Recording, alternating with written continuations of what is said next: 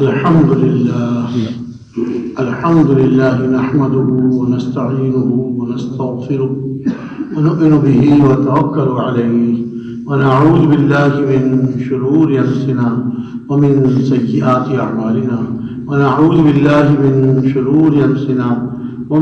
سيئات أعمالنا من يهده الله فلا مضل له ومن يضلله فلا هادي له ونشهد أن لا إله إلا الله وحده لا شريك له ونشهد أن سيدنا ومولانا وحبيبنا محمدا عبده ورسوله أرسله بالحق بشيرا ونذيرا بين يدي الساعة وداعيا إلى الله بإذنه وسراجا منيرا صلى الله تعالى عليه وعلى آله وأصحابه وبارك وسلم تسليما كثيرا أما بعد. أعوذ بالله من الشيطان الرجيم. بسم الله الرحمن الرحيم.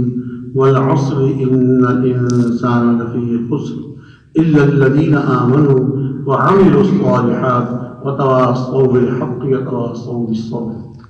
وقال عز وجل: والمؤمنون والمؤمنات بعضهم أولياء بعض يأمرون بالمعروف وينهون عن المنكر ويقيمون الصلاة ويؤتون الزكاة ويطيعون الله ورسوله أولئك سيرحمهم الله إن الله عزيز حكيم. صدق الله العظيم. وقال عليه الصلاة والسلام: بلغوا عني ولو آية. فقال: فليبلغ الشاهد الغائب. قال عليه الصلاة والسلام: لا يؤمن أحدكم حتى يحب لأخيه ما يحب لنفسه. فقال عليه الصلاة والسلام: لا يؤمن أحدكم حتى يكون هواه تبعا لما جئت به، او كما قال علیہ الصلوۃ والسلام. اللہ تعالیٰ کا شکر ہے، فضل ہے، احسان ہے کہ اللہ تعالیٰ نے ہم سب کو اپنے راستے میں نکلنے کی توفیق عطا کی. اس پہ جتنا اللہ کا شکر ادا کرے گا بہت بڑی نعمت ہے. یہ اللہ کے راستے میں نکلنا اور دعوت والی محنت کو کرنا اللہ کو راضی کرنے کے جذبے سے بہت اونچا عمل ہے. اندازہ فرمائیے کہ 1,24,000 کے قریب حضرات انبیاء علی نبینا وعلیہم السلام دنیا میں تشریف لائے. کسی نبی کی امت کو عمومی طور سے کام نہیں ملا. اللہ رب العزت نے ہمارے پیارے نبی صلی اللہ علیہ وسلم کی ختم نبوت کی برکت سے اللہ رب العزت نے اس امت کو کام تھا. اب اس امت کا ہر فرد، مرد ہو یا عورت، ہر ایک ذمہ دار، اس امت کا ہر فرد مرد ہو یا عورت اس محنت کے ذمہ دار ہیں. ساری امت کی، سارے مسلمانوں کی اور سارے غیر مسلموں کی فکر کرنا اور مسلمانوں کو محنت کرنا اور مسلمانوں اور غیر مسلموں کے لیے دعائیں کرنا، یہ ہم سب کی ذمہ داری. بہت اونچا کام اللہ تعالیٰ عطا فرمایا. اللہ نے ہمیں اس راستے میں نکلنے کی توفیق عطا فرمائی.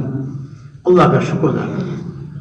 اور وقت آ کے آ رہے ہیں جب تشکیل سے واپس آئے تو جہاں اللہ کا شکر نہ کریں کہ اللہ نے توفیق عطا فرمائی، وہاں اللہ کے شکر کے ساتھ ساتھ استغفار بھی ہو کہ یا اللہ آپ کے راستے میں گئے، وقت لگایا، اے اللہ وقت لگانے میں جتنی کمی کوتاہی ہوئی اے اللہ اس کو معاف کر دیجیے. کمی کوتاہی ہم سے ہو جاتی ہے، انسان ہے، جان بوجھ کے کوئی کمی نہیں کرتا، جان بوجھ کے گناہ نہیں کرتا، کوئی مومن جان بوجھ کے گناہ نہیں کرتا، لیکن کمی ہو جاتی ہے. آدمی استغفار کرے، توبہ کرے. حدیث میں آتا ہے، مفہوم اس طرح سے ہے: التائب من الذنب کمن لا ذنب له. گناہ سے توبہ کرنے والا ایسا ہے جیسے اس نے گناہ کیے ہی نہیں. اللہ تعالیٰ سب گناہوں کو معاف فرمائے. اور یہ نکلنا بہت اونچا ہے. دیکھیے دعوت والا کام سارے انبیاء علیہ السلام نے کیا. ہمارے پیارے نبی صلی اللہ علیہ وسلم بعثت کے بعد سے، جب سے آپ کو نبوت عطا فرمائی گئی، اس وقت سے لے کر دنیا سے پردہ فرمانے تک آپ دعوت والی محنت سمجھتے ہیں. صحابہ کرام رضی اللہ تعالی عنہم اجمعین 100% پورے قرآن پاک کے حافظ نہیں تھے. صحابہ کرام 100% پورے دین کے عالم نہیں تھے. یہ الگ بات ہے کہ ہر صحابی کو اپنے سے متعلق وہ دین کا پورا علم تھا. جو تاجر ہیں ان کو تجارت کا دین پورا معلوم تھا اور اس پہ چل رہے تھے. جو کسان تھے باغات والے تھے، کاشتکاری کرتے تھے، ان کو کاشتکاری کا، باغبانی کا یہ سارے مسائل معلوم تھے. اپنے سے متعلق دین جتنا ان کی ضرورت کا تھا وہ ہر صحابی کو معلوم تھا. لیکن پورے دین کے عالم چند گنتی کے صحابہ تھے. پورے قرآن حافظ تو تھے صحابہ، کسی کو کچھ یاد ہے، کسی کو کچھ یاد ہے. پورے قرآن پاک کے حافظ کم تھے. پورے قرآن پاک کے حافظ سارے صحابہ نہیں تھے. پورے دین کے عالم سارے صحابہ نہیں تھے. لیکن یہ وثوق سے کہا جا سکتا ہے کہ سارے کے سارے صحابہ مرد اور ساری کی ساری صحابیات رضی اللہ تعالیٰ عنہم سب کے سب داعی تھے. مرد بھی داعی تھے، مستورات بھی داعی تھے. مرد بھی داعی تھے، مستورات بھی داعی تھے. حضرت ام حرام رضی اللہ تعالیٰ عنہا حضور کی رشتے میں خالہ ہوتی تھی. مکہ مکرمہ میں حضور اقدس مدینہ منورہ میں حضور اقدس صلی اللہ علیہ وسلم کبھی کبھی ان کے گھر میں تشریف لے آتے، وہاں جا کے آرام فرماتے. یا آپ کا سر سہلاتی، آپ کو نیند آ جاتی، آرام فرما کے پھر آپ تشریف لے جاتے. ایک دن آپ گھر میں تشریف لائے، آرام فرمانے کے لیٹ گئے، آنکھ لگ گئی. تھوڑی دیر کے بعد آپ مسکراتے ہوئے اٹھے. تھوڑی دیر بعد آپ مسکراتے ہوئے اٹھے. عرض کیا کہ رسول اللہ میرے ماں باپ آپ کا قربان ہوں، آپ کیوں ہنس رہے ہیں، کیوں مسکرا رہے ہیں؟ ارشاد فرمایا کہ مجھے خواب میں اپنی امت کی ایک جماعت دکھائی گئی. خواب میں مجھے اپنی امت کی ایک جماعت دکھائی گئی جو سمندر میں کشتی میں سفر کر رہے ہیں اور اتنے اچھے لگ رہے ہیں جیسے کہ بادشاہ اپنے تخت پہ بیٹھے بچے رکھتے. بادشاہ جب تخت پہ بیٹھتے تھے تو عمر اور قیمتی جوڑا پہن کر، سر پہ تاج رکھ کر قیمتی تخت پہ بیٹھتے تھے اور بڑی ان کی عزت ہوتی تھی اور سب ان کو جو ہے عزت کی نگاہ سے دیکھتے تھے. جس طرح بادشاہ کأنہم ملوک علی اسرۃ او کما قال علیہ السلام، گویا کہ وہ اپنے تخت پر بیٹھے ہوئے بادشاہ ہیں. فوراً درخواست کی کہ یا رسول اللہ میرے لیے دعا فرما دیجیے کہ میں بھی اس جماعت میں سے ہوں. آپ نے ساتھ میں تم بھی جماعت میں سے ہو. خوش ہو گئی. حضور اقدس صلی اللہ علیہ وسلم دوبارہ آرام فرمانے لیٹ گئے. تھوڑی دیر کے بعد پھر جاگے اور مسکراتے ہوئے اٹھے. آپ نے عرض کیا کہ رسول اللہ میرے ماں باپ پہ قربان ہوں، آپ کیوں ہنس رہے ہیں، کیوں مسکرا رہے ہیں؟ ارشاد فرمایا کہ مجھے اپنی امت کی ایک اور جماعت دکھائی گئی جو اسی طرح کشتی میں سمندر میں سفر کر رہی ہے اور اتنے اچھے لگ رہے ہیں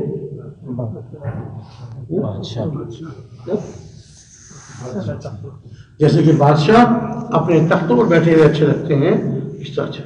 یا رسول اللہ میری دعا فرما دیجیے کہ میں بھی جماعت میں. حضور شاہد کہ نہیں تم پہلی جماعت میں سے ہوگی. چنانچہ اس واقعے کے بعد حضور اقدس صلی اللہ علیہ وسلم کتنا سا دنیا میں رہے اللہ کو معلوم، اس کا نہیں پتا. لیکن حضرت ابوبکر صدیق رضی اللہ تعالیٰ عنہ کے زمانے خلافت میں، جو کہ تقریباً 2.5 سال تھا، 2 سال چند مہینے، 2.5 سال سمجھ لیجیے، اس پورے زمانے خلافت میں وہ جماعت نہیں گئی. حضرت ابوبکر صدیق رضی اللہ عنہ کا انتقال ہو گیا. پھر حضرت عمر رضی اللہ عنہ خلیفہ بنائے گئے. 10 سال اور چند مہینے آپ کی خلافت تھی. کتنے؟ 10 سال چند مہینے. 10 سال چند مہینے، تقریباً 10.5 سال، تقریباً 10.5 سال، 10.5 سال کے قریب آپ کی خلافت رہی. اس میں جماعت تیار نہیں ہوئی.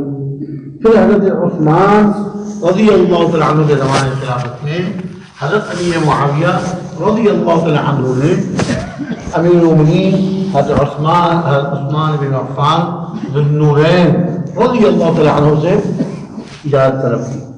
اگر آپ اجازت دیں تو قبرص ایک جزیرہ ہے، وہاں سمندر میں ایک جماعت ہم تشکیل کر دیں کہ کشتی میں جائے اور قبرص جزیرے میں جا کے اللہ کے دین کو زندہ کرے.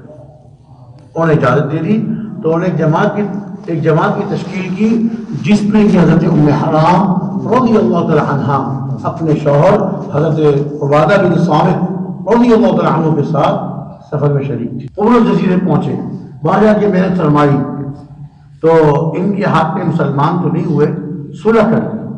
لڑائی کی نوبت نہیں آئی، صلح کر دی.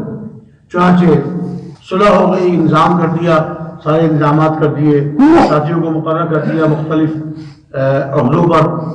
اس کے بعد جماعت واپسی کا ارادہ کیا اور خشکی سے سمندر کی طرف آ رہی تھی تاکہ اپنے کشتی پہ سوار ہو کر واپس جائے. تو جب یہ اپنے خچر پہ سوار ہونے لگی حضرت ام حرام رضی اللہ تعالی عنہ خچر بد کا اور یہ اپنے خچر پہ سے گر گئے اور ان کے گردن کی ہڈی ٹوٹ گئی اور وہاں شہید ہو اللہ کے راستے میں شہید ہو گئی. قبرص جزیرے میں ان کی قبر بن گئی. قبرص جزیرے میں ان کی قبر بن گئی. اب پہلی بات تو یہ کہ یہ حساب لگائیے حضور کی حیات طیبہ میں کتنے سال پہلے کا واقعہ ہے جو اللہ کا معلوم ہے. 2.5 سال حضرت ابوبکر صدیق، تقریباً 2.5 سال. حضرت عمر رضی اللہ عنہ کے زمانہ خلافت 10.5 سال، 2.5 اور 10.5 13 سال. تو حضرت کی حضور کی رشتے میں خالہ تھیں، بڑی عمر کی ہوں گی. پھر حضور کی حیات طیبہ میں کتنے سال اللہ کو معلوم. پھر 13 سال میں یہ پکے ہیں. کتنی عمر کی ہوئی ہوں گی؟ بڑی عمر کی ہو گئی. اور حضور سے دعا کی درخواست کی رسول اللہ مجھے میرے لیے بھی دعا فرما دیجیے کہ میں بھی جماعت میں سے ہوں. آپ رات کو اندازہ ہو کہ نہ ہو، یہ خشکی میں رہنے والے لوگ اگر سمندر میں سفر کریں تو سمندر کی آب و ہوا ان کو شروع میں موافق نہیں آتی. سمندر کی آب و ہوا شروع میں ان کو موافق نہیں آتی. 2-3 دن 4 دن جو ہمارے بڑے پانی کی اجازت جنہوں نے حج کیا وہ سناتے ہیں کہ 3 دن 4 دن بڑی الٹیاں آتی ہیں، سر چکراتا ہے، سر میں شدید درد ہوتا ہے. کوئی حاجی ادھر پڑا ہوا ہے، کوئی حاجی ادھر پڑا ہوا ہے، الٹیاں کر رہا ہے. جہاز والے کھانا لے کے آتے ہیں، کھانا دیکھنے کو دل نہیں جاتا ہوں. ایسی طبیعت خراب ہوتی. اور یہ تو آج کل کی بات سنا رہے ہیں، اور اس زمانے میں حضور کے صحابہ کے زمانے میں تو کشتیاں ہوتی تھیں بادبانی، پردے والی کشتیاں. چونکہ سمندر میں عام طور سے ہوا چلتی رہتی ہے، تو اگر ہوا موافق چل رہی ہے، جس طرف کشتی والوں نے جانا ہے جس رخ پر اس کی موافق ہوا چل رہی ہے تو کشتی اپنی منزل کے قریب ہو رہی ہے. اگر ہوا الٹی چل پڑتی تو کشتی الٹی چلتی تھی. مہینوں کا سفر ہوتا تھا. تو باوجود ہے کہ مشقت والا سفر، تکلیف والا سفر، لیکن صحابہ اور صحابیات رضی اللہ تعالی عنہم کو اللہ کے راستے کی مشقتیں محبوب ہو گئی. آج کا مشقت سے تکلیف سے گھبراتے ہیں. دور تشکیل ہوتی ہے، ہم لوگ سوچتے ہیں یار وہاں جائیں کہ نہ جائیں، تشکیل والے سے بات کر لیں، ہماری تشکیل بدل دیں. جی ہماری تشکیل بدل دیں. ہماری جماعت میں کچھ کمزور بوڑھے لوگ ہیں، ہم تشکیل بدلوا دیں گے. تشکیل بدلوانے کا سوچتے ہیں. پھر جب ہم شہر میں پہنچتے ہیں، بستی میں پہنچتے ہیں، پوچھتے جی وہ جماعتیں کہاں ٹھہرتی ہیں، وہ تبلیغ والوں کی مسجد کون سی ہے؟ تبلیغ والوں کی مسجد کون سی ہے؟ ارے وہاں کچھ وہاں انتظام ہے، بیت الخلا وغیرہ کا انتظام ہے. گرمی کے بعد پوچھتے ہیں پنکھے شکے بھی ہے کہ نہیں؟ لوگ ہیں. صحابہ تو اللہ کے راستے کی مشقتیں ان کو محبوب ہو گئی نہیں، اور آج کا مشقتوں سے گھبراتے ہیں. خیر بات ہے. تو تمنا کی ان سے دعا کی درخواست کی. اب کتنی عمر کی ہوئی ہوں گی؟ اور پھر آنے علاج اس میں کشتی میں سفر کیا. اللہ نے ان کی موت وہاں لکھی بھی تھی، وہاں ان کا انتقال. اب اس سے ایک چیز اور سمجھیے کہ حضور کے زمانے میں بھی عورتیں اپنے مردوں کے ساتھ اللہ کے راستے میں نکلتی تھیں. یہ بات ضرور ہے کہ سارے صحابہ عورتیں نہیں ہوتی تھیں، لیکن نکلنا ثابت ہے. اب بتائیے اگر حضور سے ثابت نہ ہوتا تو تم حرام کیسے درخواست کرتی دعا کی، اور حضور کیسے ان کی دعا کرتے؟ نہیں بھائی نہیں، عورتیں گھر میں رہیں، مت جاتے. حضور نے خود ارشاد فرمایا کہ تم پہلی جماعت میں سے ہو. حضور کی بات پوری ہو گئی. یہ پہلی جماعت میں تھی اپنے شوہر کے ساتھ، حضرت عبادہ ابن صامت رضی اللہ عنہ کے ساتھ، اور وہاں شہید ہو گئی. لہٰذا جب دوسرا سفر بعد میں ہوا اس وقت دنیا میں ہی نہیں تھی، دنیا میں نہیں تھی. یہاں رائے میں ایک دفعہ مسجد میں میرے ذمہ بیان طے ہوا، بیان کیا میں نے. بیان کر کے جب فارغ ہوا تو ایک ساتھی جو ہے، ہمارے ایک ساتھی جو ہے وہ میرے پاس آئے. کہنے لگے مولوی صاحب آپ نے جو قصہ سنا ہے نا؟ کون سا قصہ بھائی؟ کہنے لگے یہ ہے تم نے نام والا. میں نے کہا جی ہاں. کہنے لگے ہماری تشکیل قبرص جزیرے کے پاس ہوئی تھی، ہم تشکیل میں وہاں گئے تھے. پھر ہم قبرص بھی چلے گئے. چلو یہاں بھی ہم کام کرتے جائیں. ہمارا پیچھے میں پڑ جائے ہمارا حصہ، جس طرح صحابہ کا حصہ پڑا تھا، ہم وہاں پیچھے لے گئے. کہتے ہیں کہ ہم حضرت ام حرام رضی اللہ عنہ کی قبر آج تک محفوظ ہے. حضرت ام حرام رضی اللہ عنہ کی قبر آج تک محفوظ ہے، اور اس پر کتبہ لگا ہوا ہے جس پر لکھا ہوا ہے ھذا قبر امرأۃ صالحہ ام حرام. ایک نیک عورت ام حرام کی قبر ہے. اور پھر ان کی آنے کی تاریخ، حضور سے تمنا کا دعا کرانا، حضور کے سامنے تمنا کا اظہار کرنا، یہ سب اس میں لکھا ہوا ہے. تو حضور کے زمانے میں مرد تو مرد مستورات بھی اللہ کے راستے میں نکلنے کی شوق میں، اور جب یہ پتا چلا کہ حضور کو وہ جماعت بہت اچھی لگ رہی ہے تو کیوں نہ مرد جماعت میں ہو، کیوں نہ مرد جماعت میں ہو. تو مردوں کے بھی جذبے ولولے تھے اللہ کی راہ میں دور سے دور جانے کے، اور دیر سے لمبے لمبے اوقات کے لیے دور سے دور جانے کے لیے. جس طرح مردوں کے ولولے اور جذبے اور شوق تھے، ایسے اس زمانے میں مستورات صحابیات کے لیے ولولے اور جذبے اور شوق تھے کہ اللہ کے راستے میں مشقت والے سفر میں جاؤں اور اللہ کو اللہ کے رسول کو راضی کروں.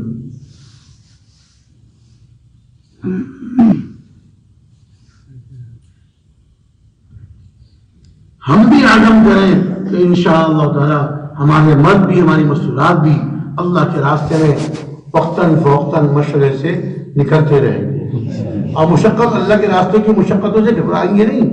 یہ الگ بات ہے کہ ہم کمزور ہیں، ضعیف ہیں، اللہ سے مشقت مانگیں گے نہیں، اللہ تعالیٰ سے مشقت مانگیں گے نہیں. ہم تو ہر دم اللہ تعالیٰ سے عافیت مانگیں گے، لیکن مشقت آ جائے خوشی خوشی قبول کریں، خوشی خوشی قبول کریں. میں کیا سناؤں آپ کو. ایک صحابی اسلام لانے سے پہلے کہیں رہتے تھے، مدینہ منورہ سے دور کسی علاقے میں رہتے تھے. ان کے والد کا بچپن میں انتقال ہو گیا تھا.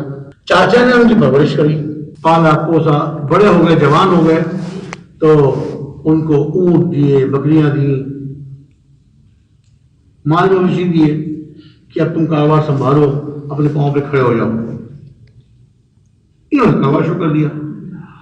اللہ کی شان، ان کے دل میں اسلام کی محبت آ گئی، ان کے دل میں اسلام کی محبت آ گئی. اور ابھی انتظار کرتے رہے کہ میرے چچا نے مجھ پہ احسان کیا، بچپن سے مجھ کو پالا پوسا، بڑا کیا، اور اب مجھے اتنی مال دولت بھی دے دیے تاکہ میں اپنے پاؤں میں کھڑا ہو جاؤں.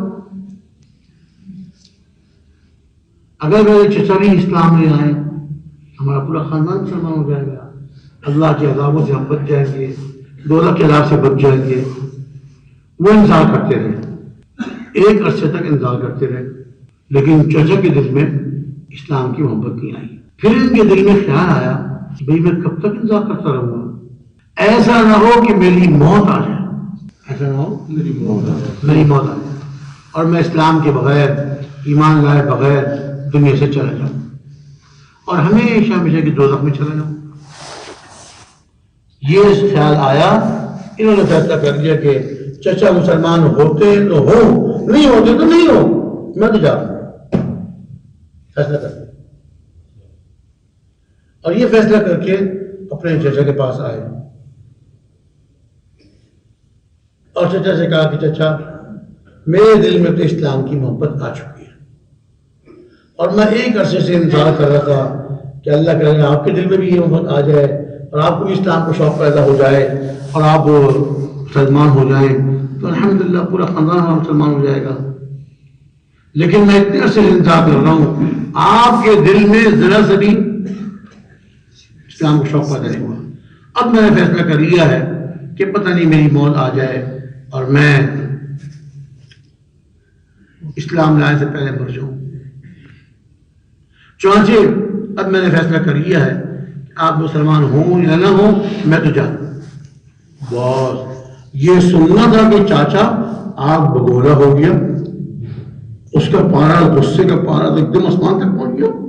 اس نے کہا تو مسلمان ہونے جا رہا ہے، تو اسلام لانا چاہتا ہے، میں تجھ سے سب تیری اپنی چیزیں چھین لوں گا سارے اونٹ ساری بکری مجھ سے لے لوں گا. اور ڈرانے کے لیے اس نے کہا، ڈرانے کے لیے کہا چاچا نے اپنے بھتیجے سے، اور تیرے بدن کی کپڑے کو دبا لوں گا. یہ سننا تھا. انہوں نے کہا کہ چچا آپ کے اونٹ آپ کو مبارک، آپ کی بکریاں آپ کو مبارک، مجھے کچھ نہیں چاہیے، میں تو اسلام قبول کرنے جا رہا ہوں. اور کپڑوں کا آپ نے کہا ہے آپ میرے کپڑے کیا اتاریں گے؟ میں خود اتار کیا کپڑے اتارے سارے چچا کی طرف پھینک دیے، لے لو اپنے کپڑے. اور بغیر کپڑوں کے اپنی والدہ کے پاس پہنچ گئے. والدہ نے کہا اس کا نام تھا عبدالعزا. عزا ان کے بت کا نام تھا. عزا، لات اور عزا دو مشہور تھے ان کے، اور منات، ہبل ان کے بتوں کا نام تھے. نعوذ باللہ ثم نعوذ باللہ، جن کو خدا کہتے تھے. عبدالعزا ان کا نام تھا. تو والدہ نے جب دیکھا کہ ننگے چلے آ رہے ہیں، عبدالعزا تجھے کیا ہو گیا؟ تیرے کپڑے کہاں چلے گئے؟ ماں کے سامنے ننگا چلا آ رہا ہے. انہوں نے ساری بات سنائی اور کہا کہ اماں میں تو اسلام لانے جا رہا ہوں. چچا تو اس کو دل میں تو آئی نہیں اوپر. اب ماں کی مامتا والدہ نے ایک بڑی چادر بیٹے کو دے دی، لو پردہ تو کرو.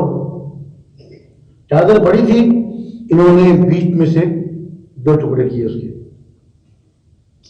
چادر کے دو ٹکڑے کیے. ایک چادر نیچے لنگی کی جگہ تہبند کی جگہ باندھ دی اور ایک چادر اوپر ہو گئی بس. اور والدہ سے رخصت ہو کر مدینہ منورہ چلے گئے. تو اب یہ ایک چادر کا آدھا حصہ تہبند کی جگہ باندھ لیا اور آدھے حصے کی چادر بنا کے اوپر ہو گئی. والدہ سے رخصت ہو کر چل پڑے مدینہ منورہ کی طرف. چل رات کو آدھی رات کے بعد مدینہ منورہ پہنچے. حضور اقدس صلی اللہ علیہ وسلم اپنے گھر میں آرام فرما رہے تھے. اب ان کو شوق اسلام لانے کا، حضور کی زیارت کرنے کا. تو جو راستہ حضور کے گھر سے مسجد کی طرف آتا تھا وہاں بیٹھ گئے. مسجد کی دیوار سے ٹیک لگا کے بیٹھ گئے حضور کے انتظار میں کہ حضور صبح ہونے کے بعد تشریف لائیں گے، یہاں سے گزریں گے تو میں حضور سے مل لوں گا. اب وہاں بیٹھے ہوئے تھے ساری رات کے پیدل چلے ہوئے. جب وہاں بیٹھے مسجد کی دیوار سے ٹیک لگا کر تو جناب سو گئے. صبح ہوئی، حضور اقدس صلی اللہ علیہ وسلم مسجد تشریف لانے لگے. راستے میں دیکھا کہ مسجد کی دیوار کے ساتھ کوئی صاحب بیٹھے ہوئے. کون ہو تم؟ حضور کی آواز سے ان کی آنکھ کھلی، دیکھا حضور ادھر اٹھ کے کھڑے ہو. سلام کیا حضور کو. کون ہو؟ کیا نام ہے تمہارا؟ کہ جی میرا نام عبدالعزا ہے. پھر انہوں نے حضور کو ساری بات سنائی اور کہا میں تو اسلام لانے کے لیے آیا ہوں، اپنا کاروبار اپنا گھر بار سب کچھ چھوڑ دیا اللہ کے لیے، سب کچھ چھوڑ کے آ گیا. حضور خوش ہوئے، کلمہ پڑھایا، ان کو اسلام میں داخل کیا. پوچھا تمہارا نام کیا ہے؟ یہاں عرض کیا کہ میرا نام عبدالعزا ہے. نہیں، آج سے تمہارا نام عبداللہ ہے. کیا نام ہے؟ عبداللہ ہے. تمہارا نام عبداللہ ہے اور لقب تمہارا ذوالبجادین، دو چادروں والے. دو چادر تھی نا، ایک تہبندیاں باندھی تھی، ایک گھوڑی بھی تھی، دو چادریں. عبداللہ ذوالبجادین. اور پھر ان کو لے کر مسجد نبی میں تشریف لائے اور کہا کہ تم نہیں ٹھہرا کرو مسجد نبی میں اور صفہ والوں کے ساتھ رہا کرو. گھر تو اٹھا نہیں ہوگا، نہ گھر نہ در. اصحاب صفہ وہی لوگ تھے. اصحاب صفہ عام طور سے وہی لوگ تھے جن کا نہ گھر نہ در. وہاں پڑھے جاتے تھے جو قرآن پاک کی آیاتیں نازل ہوتی تھیں، وہی نازل ہوتی تھی، اس کو یاد کرتے تھے. جو حضور اقدس صلی اللہ علیہ وسلم وعظ بیان فرمایا کرتے تھے وہ سنتے تھے، احادیث بیان کرتے تھے. اچھا، دن میں قرآن پاک یاد کرتے تھے، جو پہلے اتر چکا وہ بھی یاد کرتے تھے اور جو نیا اتر رہا ہوتا تھا اس کو بھی یاد کرتے تھے. اور رات کو کھڑے ہو کر نماز میں اونچی اونچی آواز سے بڑے مزے لینے کے پانچی پڑھتے تھے، اونچی اونچی آواز سے۔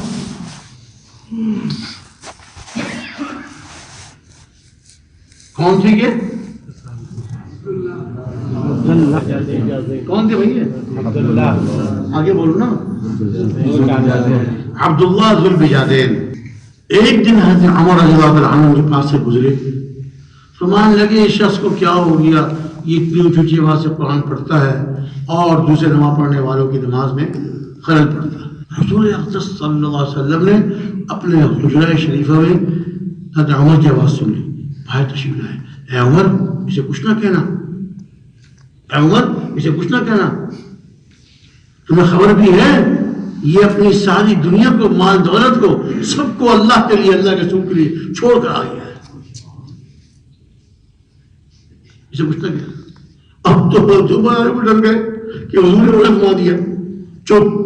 اب یہ اپنی لذت دیتے تھے، قرآن پاک کی لذت دیتے تھے، قرآن پاک رات کو اونچی آواز سے پڑھتے تھے، دن بھر یاد کرتے تھے، رات کو نماز میں پڑھتے تھے اس کو، اسی طرح وہ گزرتا رہا۔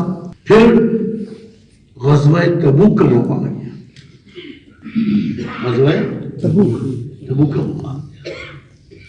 ابھی آئے حضرت عبداللہ ذوالبجادین حضور کی خدمت میں حاضر ہوئے، یا رسول اللہ میرے لیے دعا فرما دیجیے کہ میں تبوک آپ کے ساتھ جاؤں اور تبوک پہنچ کر اللہ تعالیٰ مجھے شہادت نصیب فرمائے، میں اللہ کے راستے میں شہید ہو جاؤں۔ حضور نے ہاتھ اٹھائے دعا کے لیے، ان کو یقین ہو کہ حضور کی شہادت کی دعا کر دیں گے، اب میں وہاں جا کر شہید ہو جاؤں گا اللہ کے راستے میں۔ حضور نے ہاتھ اٹھائے اور ارشاد فرمایا کہ اے اللہ، میں عبداللہ ذوالبجادین کے خون کو کافروں پہ حرام کرتا ہوں۔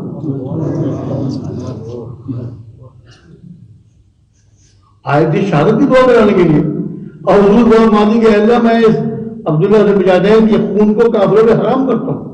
یا رسول اللہ میں تو شہادت کی دعا کرانے آیا تھا، آپ نے تو میری لیے یہی دعا فرما دی۔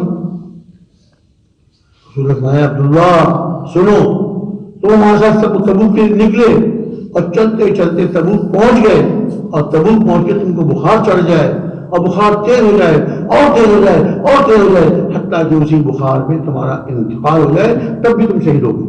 ابھی خوش ہو سرکار نے فرمایا ہے، سرکار دو عالم صلی اللہ علیہ وسلم نے فرمایا ایسے ہی ہوگا، یقین ہو گیا۔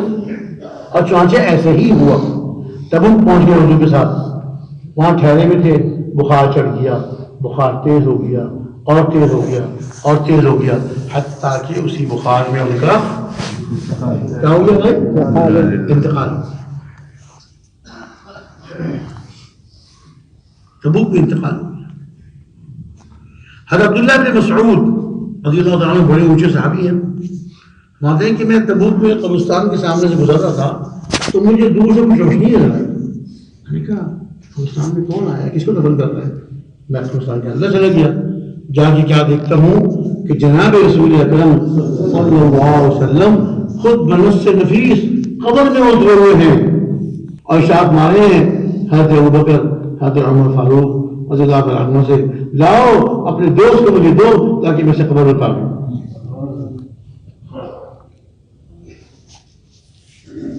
اپنے دستے مبارک سے حضور نے ان کو قبر میں اتارا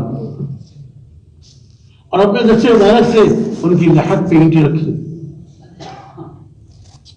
تدفین ہو گئی۔ تدفین کے بعد حضور اقدس صلی اللہ علیہ وسلم نے ہاتھ اٹھائے اور اللہ تعالی دعا کی، اے اللہ میں آپ کا رسول ہوں، میں اس عبداللہ ذوالبجادین سے راضی ہوں، تو بھی اس سے راضی ہو جائے، آپ بھی اس سے راضی ہو جائیے، میں اس سے راضی ہوں۔ حضرت عبداللہ بن مسعود رضی اللہ عنہ باوجود اتنے بڑے جلیل القدر صحابی ہونے کے کیا تمنا کر رہے ہیں، کاش ان کی جگہ میں ہوتا اور یہاں آج میری تدفین ہوتی اور حضور میرے بارے میں یہ دعا ارشاد فرماتے۔ ایسے تھے صحابہ، اللہ کے راستے میں نکلنا، سب کچھ قربان کر دینا اور اللہ کے راستے کی قربانیوں کو برداشت کرنا، اور وہ ان کے لیے محبوب ہو گئی تھی۔ تبوک کے سفر کو آسان سفر تو نہیں تھا، تبوک کے سفر کو آسان سفر نہیں تھا، بہت مشکل سفر، بہت مشکل سفر تھا۔ 8 آدمی ایک اونٹ پہ سواری کرتے تھے، باری باری، ایک آدمی سوار ہوتا تھا، 7 آدمی پیدل چلتے تھے، 7 آدمی باری باری جب سوار ہو گئے، اب پہلے آدمی کا نمبر اب آتا سوار ہونے کا۔ کیسی مشقت، سخت گرمی، عرب کے صحرا کی گرمی، ساری مشقتیں، اللہ کے راستے کی ساری مشقتیں صحابہ کو محبوب ہو گئی تھی۔ اچھا، پھر کہ بیان سن کر ماحول میں آ کر آدمی کا جذبہ بنتا ہے، میں اب تک 3 چلے نہیں لگائے، 3 چلے لگاؤں گا انشاءاللہ۔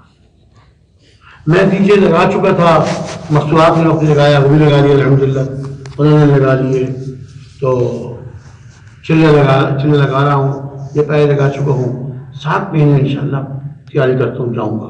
یہ پہلے سے زیادہ ہو رہا ہے، لیکن جانے کا موقع نہیں بن رہا۔ اس میں اللہ کے راستے میں نکلنے میں دیر نہیں کرنی چاہیے، مشقت سے گھبرانا نہیں چاہیے، جہاں تشکیل ہو جائے، جہاں تشکیل ہو جائے۔ چنانچہ حضور اقدس صلی اللہ علیہ وسلم ہجرت سے پہلے مکہ مکرمہ میں، آپ سب کو معلوم ہے کہ جناب رسول اکرم صلی اللہ علیہ وسلم مختلف قبائل کے پاس جو حج کے لیے آیا کرتے تھے، ان کے خیموں میں جایا کرتے تھے، دعوت دیا کرتے تھے۔ ایک دفعہ ایک قبیلے والے کے پاس تشریف لے گئے اور آپ نے وہ دعوت دی، اسلام کی طرف بلایا،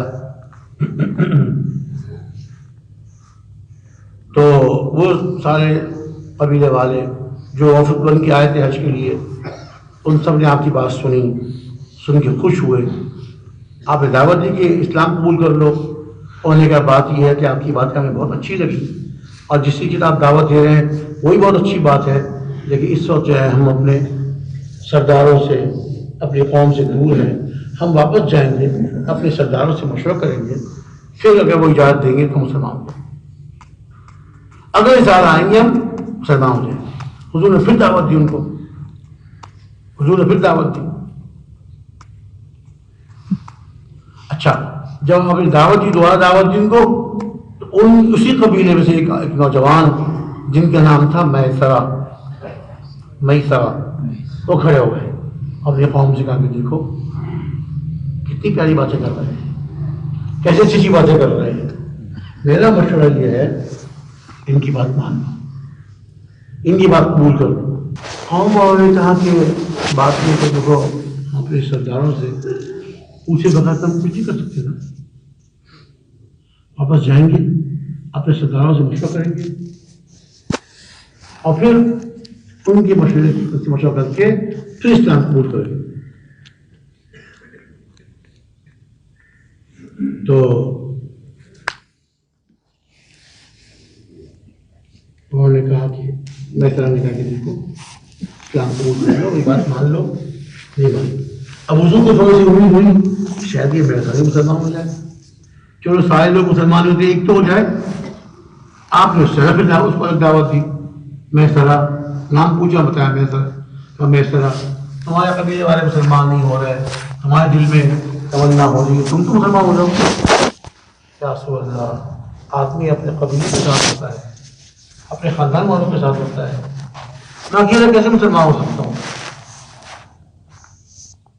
ہم خاموش ہو گئے۔ اچھا، حضور تشریف لے گئے، آپ تشریف لے گئے، اب نے حج کر لیا، انہیں اپنے جو زمانے میں حج کا طریقہ ہوتا تھا، حج کر کے جب واپس آنے لگے تو میسرہ نے کہا اپنے ساتھیوں سے کہ دیکھو تم نے میری بات تو مانی نہیں، میں نے درخواست کی تھی آپ لوگوں سے کہ ان کے بات قبول کر لو، اسلام لے آؤ، بات نہیں مانی، ایک درخواست میری قبول کر لو، واپسی میں ہم جس راستے سے آئے اس راستے سے نہیں جائیں گے، بلکہ دوسرا راستہ جس راستے میں یہودیوں کی بستیاں پڑتی ہیں وہاں ہم جائیں گے، اس راستے سے جائیں گے۔ بھائی کیوں؟ جو اس جماعت کے سردار تھے، بھائی کیوں؟ تو بات یہ ہے کہ دیکھو راستے میں یہود کی بستیاں پڑتی ہیں، اور ہم مانتے ہیں کہ ان کے پاس آسمانی کتاب ہے، ان کے پاس آسمانی کتاب ہے، ہم ان کے عالموں سے پوچھتے ہیں کہ اپنی کتابوں دیکھ کے بتاؤ، آسمانی کتابیں لے کے بتاؤ کہ واقعی اللہ کے نبی ہے، یہ اللہ کے نبی ہے؟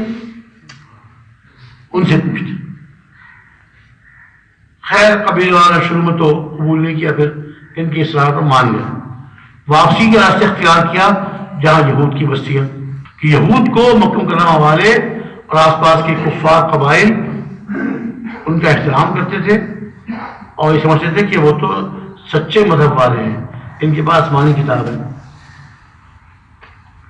تو اللہ کی شان، جب یہ وہاں سے گزرنے لگے تو بستی سے باہر ہی ایک یہودی عالم کھڑے ہوئے تھے. یہود کے ایک عالم کھڑے ہوئے تھے. انہوں نے یہ سب ان کے پاس گئے، ان سے میرے سلام دعا ہوئی.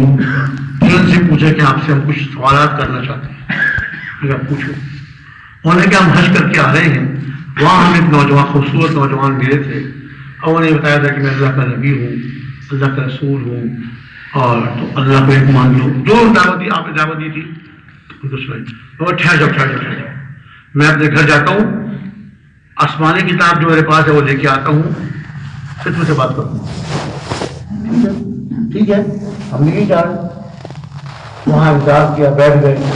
وہ اپنے بستی میں گئے، اپنے گھر سے آسمانی کتاب تورات لے کر آئے اور ان سے کہا کہ دیکھو تم کچھ نہیں بولنا، تم نے مجھے کچھ نہیں بتایا، میں تم سے کچھ نہیں پوچھا، اب میں کتاب میں دیکھ دیکھ کر ان کی نشانیاں تم سے پوچھوں. اللہ آسمانی کتاب میں دیکھ دیکھ کر ان جو اپنے آپ کو نبی کہتے ہیں، اللہ کے نبی کہتے ہیں، ان کی نشانیاں کتاب میں لے کے پوچھوں گا.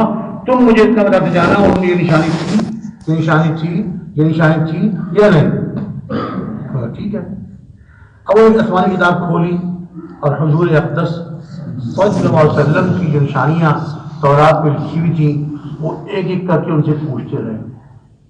اور جو نشانی پوچھتے یہ کہتے ہاں یہ تو تھی، یہ تو ہم نے دیکھی تھی، یہ بھی تھی، یہ بھی تھی. ساری نشانیاں پوری ہو گئی. حالانکہ انہوں نے کچھ بتایا نہیں کہ کون تھے، کیا نام تھا، کیا کچھ نہیں بتایا. وہ پوچھتے گئے، ایک آپ کی نشانی پوچھتے گئے، آپ کی ایک ایک علامت پوچھتے گئے اور یہ سب کا اقرار کرتے ہیں کہ ہاں یہ نشانی بھی تھی، یہ علامت بھی تھی، یہ علامت بھی تھی.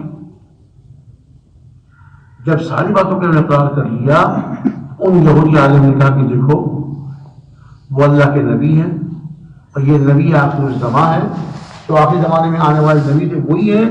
میں ضرورت تم سے نہیں پوچھا اور میں نے آسمانی کتاب میں دیکھ دیکھ کر علامتیں تم کو بتائیں، تم نے سب کا اقرار کیا. اب میں تم سے درخواست کروں گا کہ تم واپس مت جاؤ، بلکہ مکہ مکرمہ واپس جاؤ اور جا کر ان پر اسلام لے آؤ، ان کی بات قبول کر لو، تم دنیا آخرت میں کامیاب ہو جاؤ.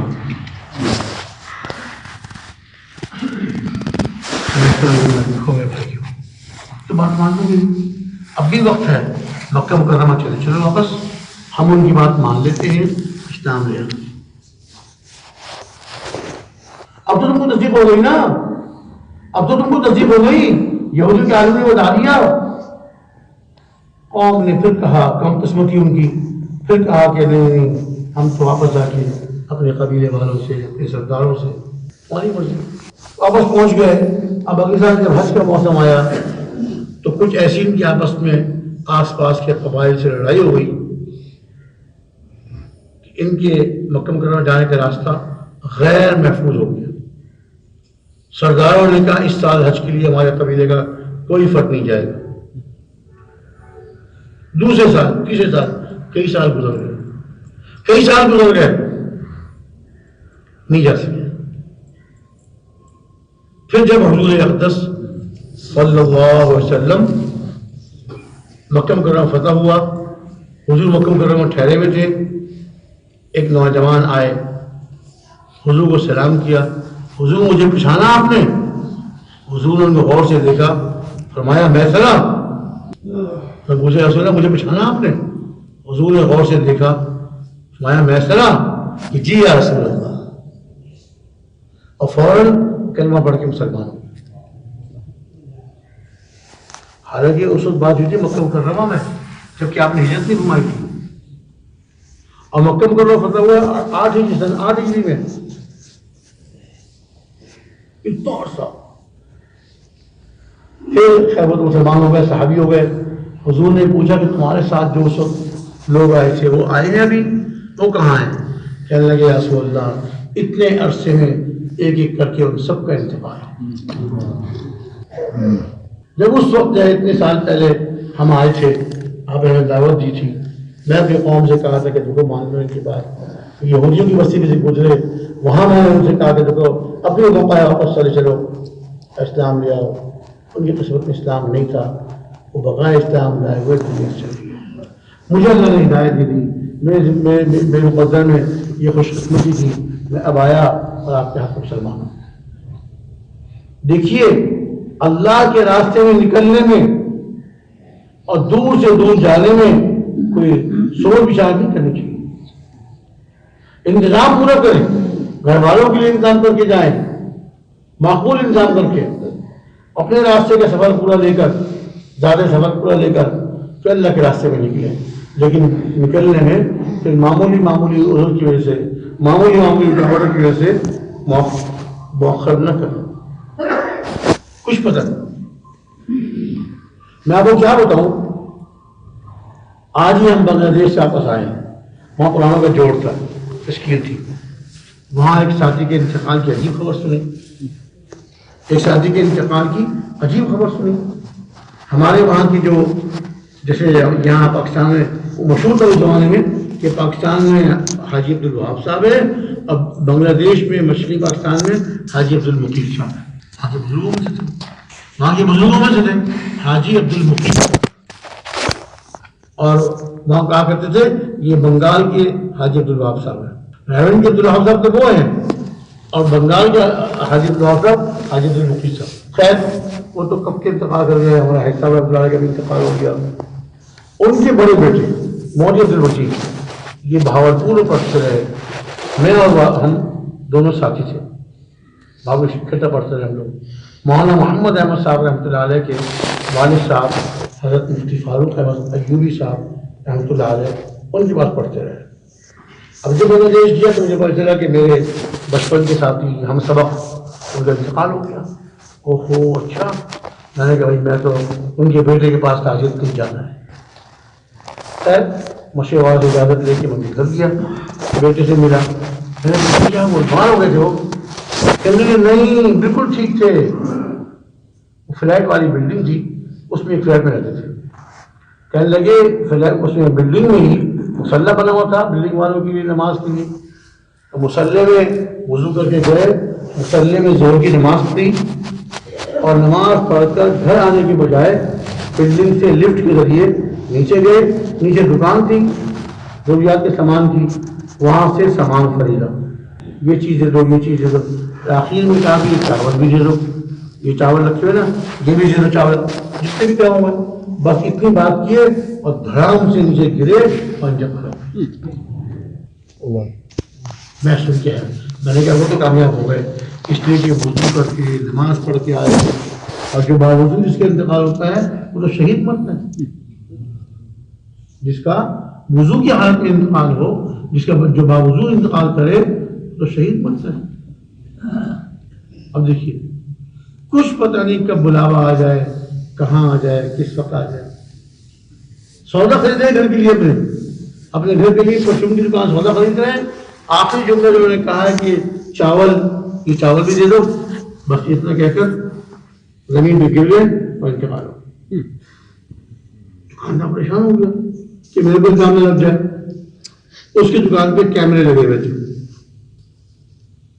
جب ان کی داماد، ان کے بیٹے خبر سنی بھاگے بھاگے دوڑے آئے تو اس نے کہا کہ آپ خود دیکھ لیں کیمرے میں. کیمرے کا اس نے دکھایا، یہ داخل ہوئے، مجھ سے اس طرح بات کی، اس طرح بات کی، سارا ایک دم یہ گرے ہیں. اپنی آنکھوں سے کیمرے کی تصویر اپنی آنکھوں سے دیکھ لی ہوں. آج کرنا یہ ہے اللہ کے راستے میں نکلنا اور دین کی محنت کو کرنا اور اس کو اپنی زندگی کا مقصد بنانا. ہمارے بڑے یہ مانتے ہیں کہ دعوت والے کام کو اپنی زندگی کا مقصد بنائیں، اس کو اپنا اصل کام بنائیں، اس کو اپنا اصل کام بنائیں. اور تقاضے اس کے مقابلے پر آئیں، ان کو پیچھے کر دیں اور دعوت و تبلیغ اللہ تعالیٰ اللہ کے دین کی محنت کے تقاضوں کو ہم مقدم کریں. ہمارے بڑے فرمایا کرتے تھے ہماری آج کی قربانی یہی ہے، ہماری آج کی قربانی یہی ہے کہ ہم دعوت کے تقاضوں کو اپنی ذات کے، اپنے گھر والوں کے، اپنی ذات کے، اپنے گھر والوں کے اور اپنے کاروبار کے تقاضوں پر مقدم کریں، اور اس دعوت والے کام کو اپنی زندگی کا مقصد بنائیں. کیا بنائیں بھائی؟ ارے بتا دیجیے بھائی. مقصد بنا کے چاہیے. مقصد کو قربان نہیں کیا جاتا، مقصد پر اور چیزوں کو قربان کر دیا. مقصد پر اور چیزوں کو قربان کیا. مقصد پہ قربان نہیں، مقصد قربان نہیں ہو رہے. ایک آدمی نے کاروبار کیا ہوا ہے، دکان کھولی ہے، سامان رکھا ہوا ہے، روزانہ 8:30 بجے مثال کے طور پر یہ 9 بجے اپنے گھر سے نکلتا ہے کہ میرے گھر سے لے کے دکان تک کا 20 منٹ کا راستہ ہے، چلو 10 منٹ زیادہ، آدھا گھنٹہ پہلے وہ نکلتے ہیں. جب جائیں لگتے ہیں گھر والوں نے پیچھے کتا پکڑا، کہاں جا رہے ہیں؟ بیٹے کو تیز بخار چڑھ گیا، بیٹے کو تیز بخار چڑھ گیا، کہاں جا رہے ہیں؟ اب پریشان ہو جاتا ہے. تھوڑی دیر کے لیے، چند لمحوں کے لیے تو وہ ہل جاتا ہے کہ بیٹے کو تیز بخار چڑھ گیا. پھر اپنے ہاتھ میں بندی ہوئی گھڑی دیکھتا ہے، پھر سر سے نہیں کا اشارہ کرتا ہے، کہتا ہے نہیں اب میں نہیں اٹھ سکتا، میری دکان کا وقت ہو گیا. یہ روزمرہ کی بات، آئے دن کی باتیں ہیں. میری دکان کا وقت ہو گیا، اب میں نہیں ٹھہر سکتا. حالانکہ بیٹا ایک ہی بیٹا ہے، بہت محبت ہے اس سے، ایک ہی بیٹا ہے اور اس سے بہت محبت ہے.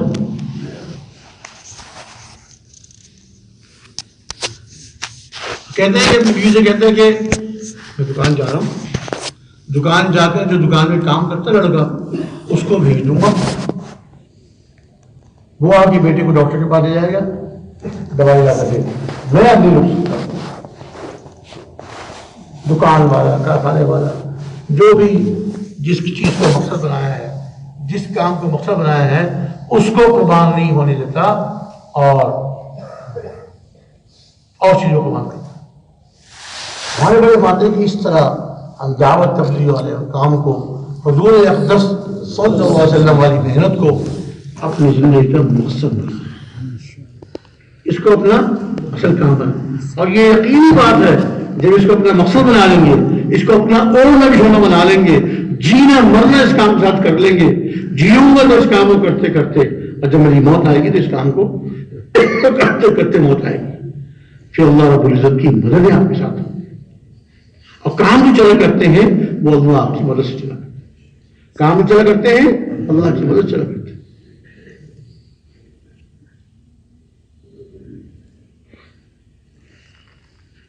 اللہ کی مدد سے کام چلا کرتے ہیں، اللہ کی مدد آپ کے ساتھ ہوں گی. اللہ تعالیٰ آپ کے کاموں کو بنائیں گے، اللہ آپ سے راضی ہوں گے. اللہ کے پیارے رسول صلی اللہ علیہ وسلم آپ سے راضی. اب تک جو ہوا اس میں جتنی کمیاں ہوئی، جتنا ہم وقت نہ دے سکے، نکلنے میں دیر کی، کچھ ہم نے سوچ بچار میں وقت لگایا، اس پر ہم استغفار کریں، توبہ استغفار کریں، اور آئندہ کے لیے ٹھان لیں، یہ عزم کر لیں کہ انشاءاللہ تعالی آج کے بعد سے لے کر موت تک، زندگی کے آخری سانس تک، یہ حضور والا کام میرا کام ہے، اس کو میں کروں، ہر حال میں کروں. کیوں وہ ٹھان لیا حضرات نے، عزم کر لیا. ارے بڑی بڑی آواز آ رہی ہے، کیا بات ہے بھائی؟ اللہ کو اپنے دکھاؤ نہیں کی بھائی، کیا بات ہے؟ انشاءاللہ کہیے، زور سے کہیے انشاءاللہ تعالی. اور کیا یہ اللہ کو دکھانی نہیں کی اپنی بڑی بڑی آواز سے. اول تو ہمیں پوچھنے کا بھی کوئی حق نہیں ہے، پوچھنا بھی نہیں چاہیے. کوئی دکاندار سے پوچھا تم دکان روز ظاہر کرو گے؟ پوچھتے کسی سے؟ دکان اس کی حیرت سے دیکھے گا، دماغ خراب ہوا اس کا. مجھ سے پوچھے تم دکان روز ظاہر کرو گے؟ تم پوچھنے کی بات ہے. میری دکان ہے، میرا کاروبار ہے، میری جگہ کون جائے گا؟ ایسے ہی یہ دین والا کام، یہ دین کی محنت، یہ میرا کام ہے اور میں نے اس کو موت تک کرنا ہے انشاءاللہ. مرد بھی عزم کریں، مستورات بھی عزم کریں. ہمارے بزرگ حضرت مولانا محمد عمر صاحب رحمۃ اللہ علیہ فرمایا کرتے تھے کرتے کرتے مرنا ہے، کرتے کرتے مرنا ہے، اور مرتے مرتے کرنا ہے۔ ایسی اس کام کو ہم اوڑھنا جھڑنا بنا رہے ہیں، بس اس کام کو کرتے رہیں حتیٰ کہ موت بھی کرتے کرتے دعوت دیتے دیتے ہماری موت آئے۔ اللہ تعالیٰ مجھے بھی توفیق عطا فرمائے، آپ سب مردوں کو بھی مسلمانوں کو بھی توفیق عطا فرمائے، قبول فرمائے، اور اللہ تعالیٰ ہم سے موت تک اس کام کو کرنے کی توفیق عطا فرمائے۔ اپنی بھی نیت کریں، اپنے بچوں کی، بال بچوں کی، اپنے رشتہ داروں کی، اور پوری امت کی نیت کریں، پوری امت کی۔ اللہ تعالیٰ قبول فرمائے۔ سبحان اللہ وبحمدہ، سبحان اللہ وبحمدہ۔ اعلان سن لیجیے بھائی، سبحان اللہ وبحمدہ، نہیں یعنی نہیں کرتے، سبحان اللہ وبحمدہ، سبحان اللہ وبحمدہ، اشہد ان لا الہ الا انت، سبحان ربک رب العزۃ عما یصفون، السلام علیکم۔